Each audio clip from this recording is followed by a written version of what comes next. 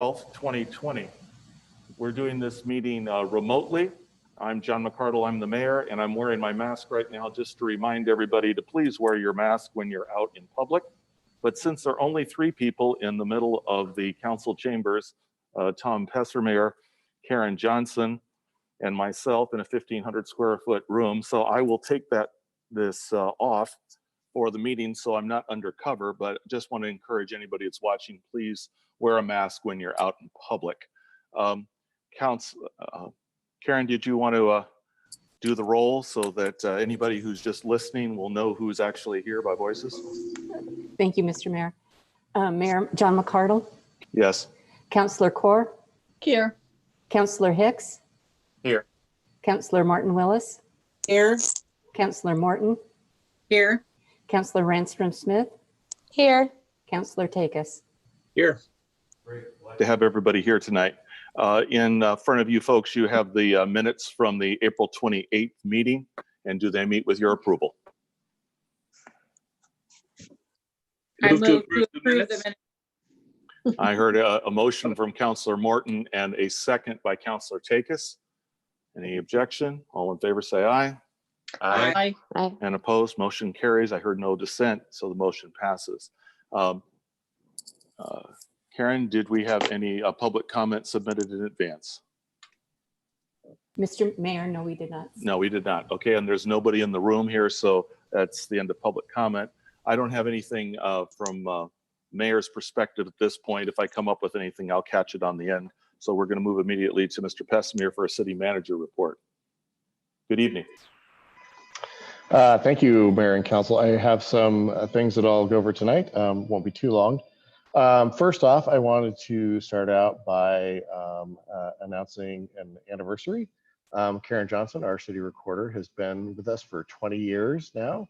Hard to believe, but Karen's done a great job, as you all know, and supports you and me. And so we appreciate her, but I wanted to recognize her for her service. I'm sure we have a certificate or something that we produce, and I'm sure she's the one that produces it. So we'll work on figuring that out and make sure that she gets properly recognized. But, thank you, Karen, for all you do, and for 20 years. Quite an accomplishment. So. I mentioned these kind of at the last meeting. We were working on a business survey. We care greatly about the businesses here in Independence, and we know that they are struggling. We have that survey out. Anybody can get to it from our business tab on our COVID-19 website. And we've also put it out on social media. We're trying to collect as much information as we can. We're doing some phone calling to the larger businesses, the downtown businesses, and we are sending out a survey electronically to everybody else. We've had a pretty good response, but we would like to hear from everybody, and just the goal there is to really figure out how we can help, and where businesses are at, and what we can do as a city to help them to hopefully reopen and here soon, and move forward. So speaking of reopening, we also released last week our small business reopening loan program. That is out. We are accepting applications. They're due tomorrow. It's a really simple process. We were really trying to keep that simple. If you remember right, council allocated $200,000 for a loan program. We put $100,000 of that out. We will see how many applications we get, but our goal is to help businesses reopen in particular, but just help businesses in general. The timing of this is such that reopening is hopefully happening soon, and we really want to make sure that they have the capital to make sure that they buy the supplies they need to get open for business. We have worked with the Council of Mid-Willamette Valley Council of Governments on that. They'll be handling the processing of the loan applications that we get in, and we are excited about being able to do that and to help out. It's highly likely that we will probably extend that deadline beyond tomorrow, depending on how many requests we get. There, I think still some uncertainty about exact opening dates in Polk County. But I think that that's a program that we want to support. And we also found out on Friday, the same day that we opened up that grant, that loan opportunity, that Business Oregon put together a grant opportunity. Um, they have $10 million total. The first portion of that would be available to cities all over the state is 2.5 million. It's a one-to-one matching grant program, and essentially those would be grants. And so we are figuring out how we can best position ourselves for this. Our loan program actually complies with most of the actual program that they put out. There are some things that are different, but we think that potentially we'll be able to match either what we did or what we will do for sure in the future to make sure that it matches the requirements that that the state has put together. We're also looking to potentially partner with Monmouth. I think Monmouth has some money that they can potentially do. We might partner with others. We'll have to just figure that out. We don't have much time. I believe that we have to actually have the applications in by Sunday, which really means Friday of this week. So we have to do a lot of work in a very short period of time, but that's perfectly fine. We're happy to do it if we can actually get some additional monies out there available for small businesses. Those will actually be grants, and so we may end up partnering a loan for part of it with a forgivable loan on the second part of that. We're just not sure. We have a lot to figure out before the end of the week. And they also are really focusing on minorities and women-owned businesses, businesses that are disadvantaged. So those programs that are particularly marketing to those groups. And we did a good job of marketing and converting all of our stuff into Spanish in particular for our loan program. So we'll continue to do that. And we'll put our best foot forward, hopefully with some others, and hopefully have another opportunity that is available for businesses before long as well. So, so it's not a huge amount of money when you consider the whole state, but at the same time, we think we've already done some things that we have programs in place. It'll be a lot quicker and more flexible to be able to take advantage of that. Just some other announcements. I wanted to let council know that I have worked for many years with Heather Martin at Beery Elsner Hamrand on employment law, and found that it was more advantageous for me to continue to work with her on some employment things we have come up. I really haven't had any employment things to work on since I got here. David really didn't do much in the way of employment either. So just want to let you know that I brought her on only for that portion. So if we have employment questions or issues, she's going to be helping us out with that. Another announcement, vegetation strips on Highway 51. Last year, the county did a ton of work out there in order to clean those vegetation strips up. It had been a number of years since they had been touched, and they took a lot of material out of there. They really did a great job of cleaning them up. The city is going to go through and do some work this year to keep that down. But I wanted to let you know that we're going to move towards having the businesses along 51, especially north of town, start to take care of that. So we'll be putting out a notice to let them know that. We'll do it this year because we didn't want to, surprise them at the last minute. But that's something that is their responsibility. And now that it's been cleaned up, we think it should be fairly easy for them to maintain moving forward. Lot 7. There's still some questions on that. I'm still working on the contract for that. I got a long ways on it, but wasn't able to get it finished. I have blocked out a bunch of time on Thursday to get that finished. It's coming together well, but there was a lot more work than I thought. So we'll still continue to work with the developer on getting that for you. Some COVID-19 information. When we talked at the last meeting, we had a conversation about if there were areas where we can make things more fast and flexible, and if the city attorney might want to join a conversation with you. She and I talked quite a bit about this, and there's a lot of things that that don't go to council. The primary ones that do are mostly land use and liquor licenses. The state's created some flexibility on the liquor licenses And land use actions, we talked about it, and there really isn't anything that we can simplify that wouldn't cause us legal issues down the road. The areas that we did identify are things like grant authorizations and loan and grant programs and recovery programs. I think a great example is we've got an application due on Friday of this week. You know, I'm certainly not going to be able to come to council and get permission on exactly what that grant program is going to look like. You've all already allocated the monies that we would do for that. But I think that is an area where potentially we could probably make it really crystal clear, because sometimes these grant organizations require a vote by council in order to do something. I don't think that's the case in this particular case because the timeline is so short.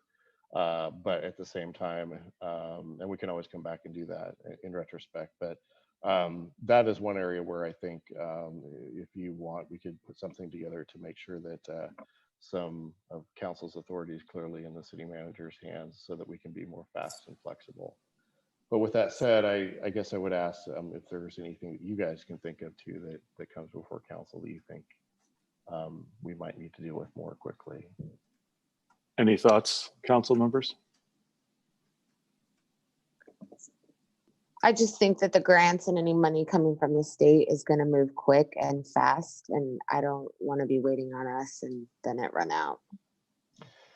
Yeah, and I think what we can Agreed. do is we can put together a resolution that gives me the authority to do things quickly and then come back to council to ratify it, just to make sure that that happens and that we can still move forward, but they can still get the certainty that they need after the fact. So Is there That somebody sounds else? like- Is there a motion needed for something like that? no, I'll bring something back. We'll have the city attorney prepare something. I'm just collecting stuff. I didn't figure it was worth her coming to the meeting if we didn't have a huge laundry list of things to be talking about. So Okay, But you can still proceed on whatever you need to do Friday, correct? yes, that's correct. Okay. All right, let's see. So we are with the reopening of Oregon, and I think everybody's aware that things are moving forward. We'll see where Polk County fits into that. We are starting to look at what we can do around the city to kind of reopen things as well. So, you know, we've changed our buildings and operational plans. We're going to probably slowly undo things primarily so that we're not doing things that would disadvantage other businesses. I mean, businesses getting open is the primary thing right now. And I think, you know, if you don't want to open up too much too quick, although we're not a huge operation, but we are looking at opening up City Hall to at least allow people onto the second floor and opening up the windows at the police as well as at the finance administrative area so that we can have interactions with people. They can pay their bills and have someone to be there to receive stuff. Obviously, we're going to do things safe and we're going to do things that make sense. We're trying to figure out the library. That's a difficult thing to open. And we're working with all the other libraries and the cooperative to figure out ways to make that happen. So that's probably our bigger challenge. And then we're also looking at how we can switch back from teleworking almost exclusively to getting it to be safe for people to come back in limited numbers and move forward. I know we have a lot of people who enjoy working at home, but also really enjoy working in the office. So we'll see what we can come up with that's safe, that meets the governor's orders. And I think we'll probably just take a real cautious approach and do things one at a time. We also have a lot of people shift working, I think, you know, from Saturday or Sunday through Saturday.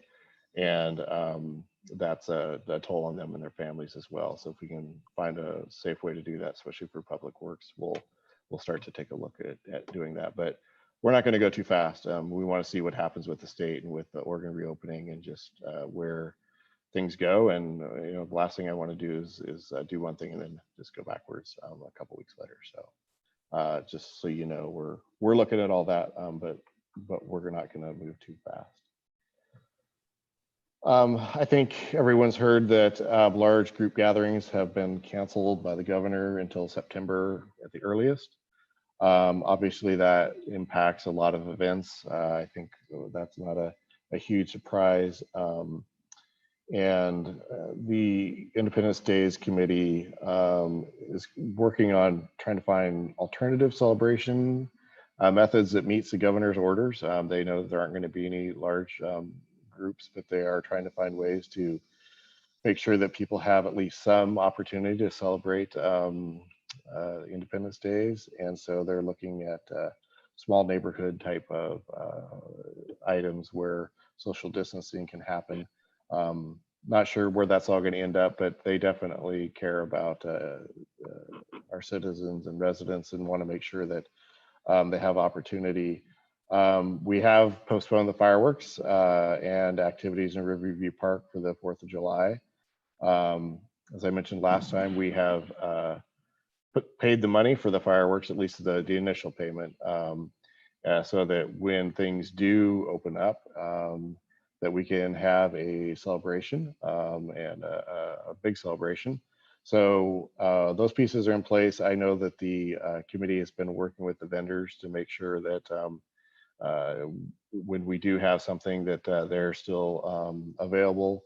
Those are probably the two longest lead items that have to happen for that event. So we're trying to make sure that if there is something we can do in September, we're ready for it, and that we can celebrate all the impact of the events that have been impacted over the summer. So, you know, that's a real, I guess, bummer is the best word that I can think of for everyone. But at the same time, you know, we want to be safe and respect the governor and her orders. So more to follow, but I think we're trying to find every avenue that we can, as we always do, try to be creative and try to find a way to still do things. And we're still hopeful that we can pull off something towards the end of the year, depending on where things are at. At the last council meeting, I announced that the summer series had been canceled as well. But tonight I'm happy to announce that we have replaced that with drive-in movies in the soccer fields of Deanne Drive. So we have entered into an agreement with a company to basically provide a hosted event. They bring all the equipment and plays the movies that we want. They set up everything, run the event, including securing the FM radio station that plays music through the car stereos. So the name of the company is Funflix, and we're really glad to have partnered with them to try to bring something back. I know the concert series is something that people really enjoy, but we're hoping that the movies are something that will be enjoyed by a lot of residents as well, and that we can maybe continue that on in the future as well. So with that, the only other announcement I have is a reminder that we have a budget committee meeting tomorrow. Hopefully that's all on your calendars.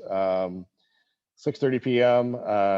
Residents can tune in to the city's YouTube channel to watch it live. And we're looking forward to getting that out. I think copies of the budget will be available around 3 o'clock tomorrow. 3 o'clock-ish tomorrow. So if you want a hard copy, you can come to City Hall. We'll have them down there in the foyer.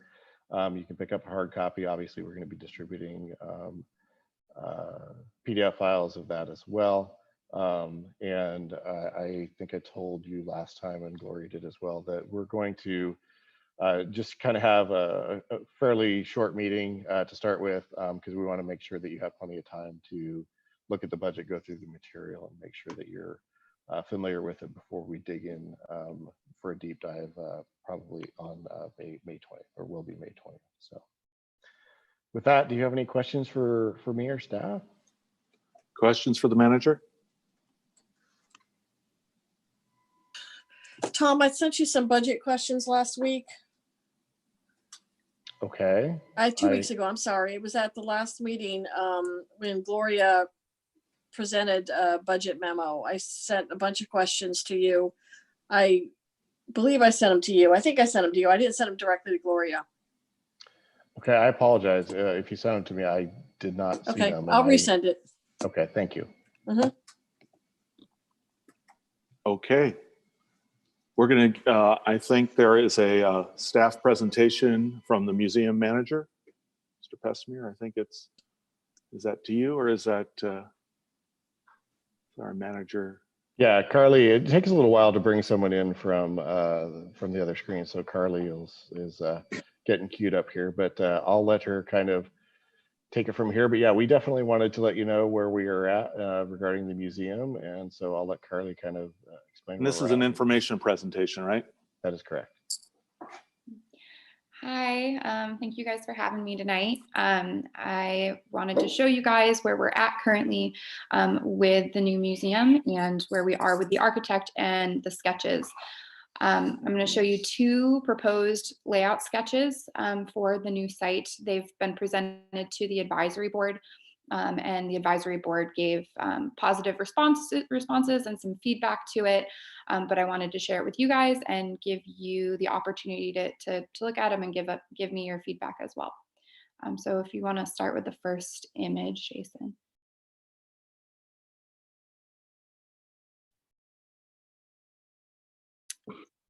So the first one is option C. We went through a couple different versions before we got to the C and D that you guys are going to see tonight. But we're really, really happy with both of these. They both have their benefits and they're not quite as great parts, but both of them honestly would be absolutely amazing to operate out of. Option C, we love because of, I mean, you can see the amount of exhibit space. It's amazing. The collection storage area is definitely what we need right now and would be really great for us long term. We're excited about the ability to have a boardroom and a larger, well, not a larger, but a gift shop that feeds into a lobby. We just really love C and D both for the flexibility and the way that we'll be able to do a lot of the things that we've been kind of forcing our current space into being able to do. But this, it's actually laid out properly for it. Okay, if you want to switch to D. So D, there's not a ton of different changes, like there's not a ton of differences between both of the options. But one of the major things you can notice is that over where it says lobby and gift shop, it's just a different order. We've also got the boardroom included on the front end of the building. So it'll be more, it'll be closer to the offices, be closer to the front desk, closer to all of that. Whereas in C, it was on the back end towards the collection storage. The other difference in this one is that you can see on the right side where the collection storage is, it's a little bit smaller. And it's kind of given us a bit more space for programming and temporary exhibits. Again, both options would work really well. Overall, both the advisory board and the Heritage Museum Society liked them. Some of the basic comments that we got were just that they liked the right half of the building on D and they liked the left half of the building on C. So we're discussing with the architect right now if he can combine both of them together because it should be a simple way to combine it. Does anyone have any questions at this point? Can we get a copy of this? Yes, you can. I sent it to Karen earlier, but I can email that to you guys for sure. Carly, what's the purpose of the boardroom? Is that for groups and other organizations to hold meetings in as well? Yeah, so ideally it's just so that, I mean, the first use would be for our advisory board meetings, for us to do volunteer trainings, for us to just be able to put volunteers in a place that's not out in the middle of all exhibits if they're working on a project or just it doesn't make sense for them to be in the collection storage. But we're also really excited about the opportunity to bring other groups in to either do trainings or just have breakout sessions. It's definitely going to be more of a wider available space for other organizations to also use. Awesome.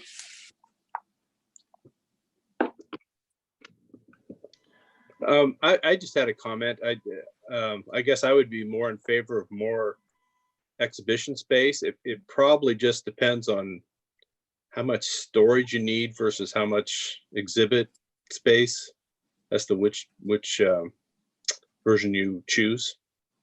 That's just my thought. Thank you.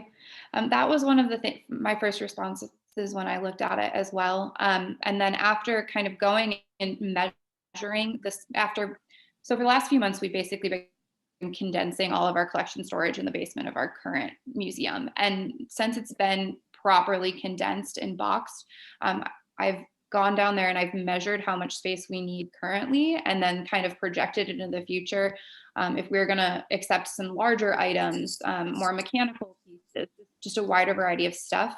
I think that either collection storage options would work well for us, but we're also, either option would work well for us. And I do really like the expansion of the exhibit space, but 250 square feet could work either way.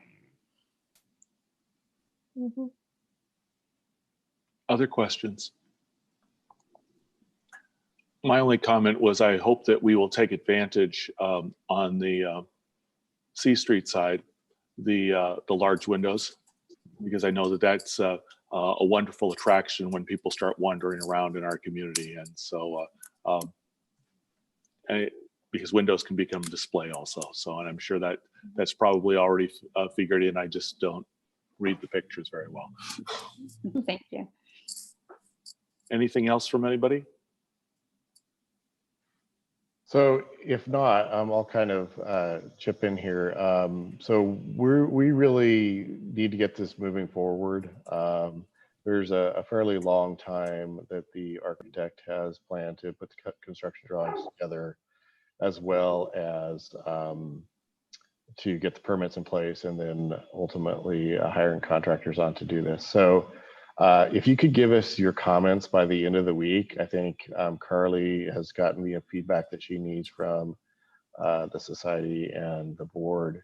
And so if we have your comments back and there aren't any significant changes, we'd like to let the architect start running on putting together the actual construction documents, costing things out, and moving forward to the next step of this process. So we can continue to move this project forward quickly. So if that's okay with you, we'll just we'll give you to the end of the week to give Carly comments or me, either way, and then we'll move forward. Does that work for everyone? Okay with everybody? Does go ahead, Tom. I was just gonna, so we can expect to see the copies we can look at like tomorrow in an email, and we can. Okay, great. Following that timeline, what is construction will take approximate, recognizing there's crystal ball here. What would you best guesstimate? So if you take a look at the architect's schedule, he doesn't understand moving at the speed of independence. So he actually has the museum opening in March of next year. So No, we're not the federal government. yeah, so we're actually, by moving this forward, I think next week, taking a fair amount of time out of the schedule. We also, because this is a tenant improvement, we'll be able to turn our permits around really quickly. So I think really the long lead item is, as you noted, the construction. And he has a fair amount of time in there for the construction. He also has a fair amount of time in there for the move. So I think those things will all condense. I think we're still looking towards the end of this year, but I think we can definitely do better than what's in their current schedule. Great. Anything else from anybody? Okay, we're going to just keep moving forward. Ms. Butch, I think you have a Minnet bond refinancing. Give her a moment to connect in. And while she's connecting, I need to declare a perceived conflict of interest. Oh, that because as an employee of Minnet.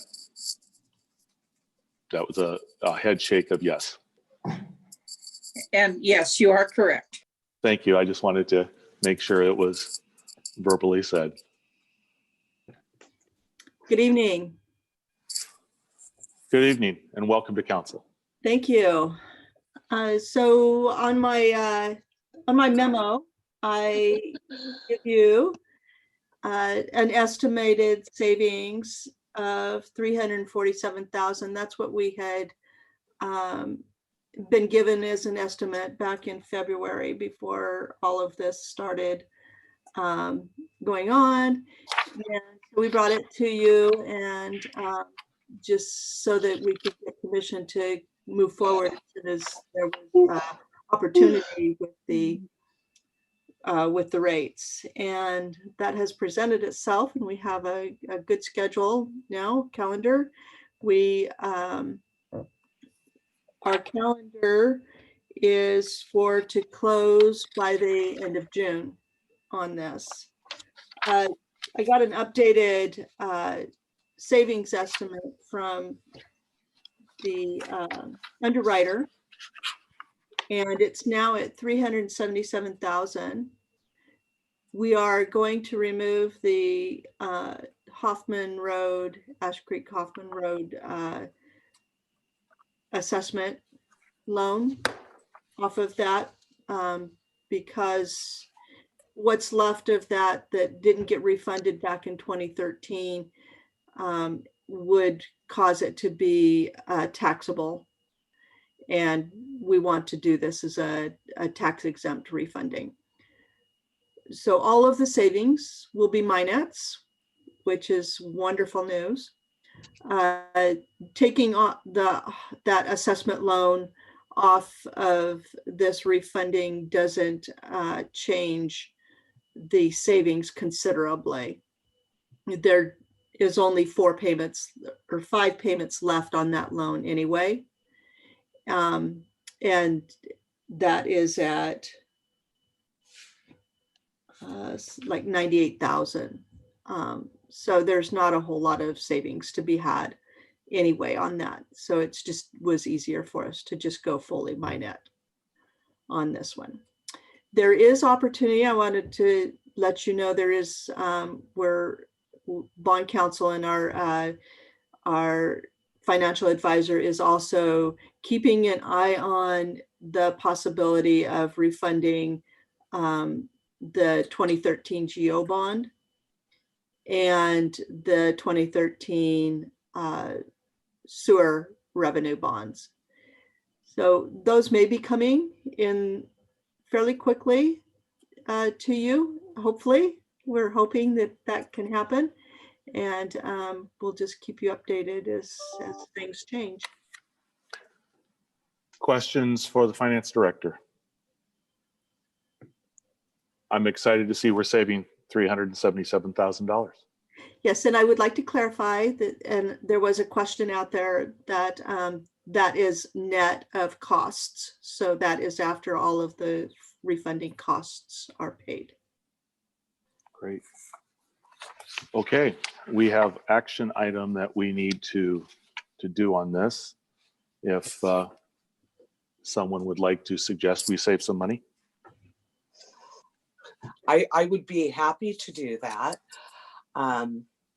I would move to adopt resolution number 20-1529, authorizing the refunding of the Full Faith and Credit Minet bonds series 2010A and the Full Faith and Credit Minet bonds series 2017B. Second. I have a motion and I have a second from Councillor Hicks. Is there further discussion? I just want to take a moment and compliment both staff, both our city manager and our finance director for doing this, and also compliment council for giving them the direction and the opportunity to proceed early on to take advantage of these opportunities as they pop up, because it's a crazy world right now, and there's opportunity, and being able to move at the speed of independence can be really helpful. Yeah. That's the end of my comment. Anything else? Okay, all in favor signify by saying aye. Aye. Aye. Anybody opposed? I hear no opposition. Motion passes. Thank you very much. Mr. Pessimir, municipal code update, the building codes. So thank you, Mayor and Council. If you've been around local government for any period of time with the building department, you will recognize this council bill. It is pretty much the same as it is every time that we do it.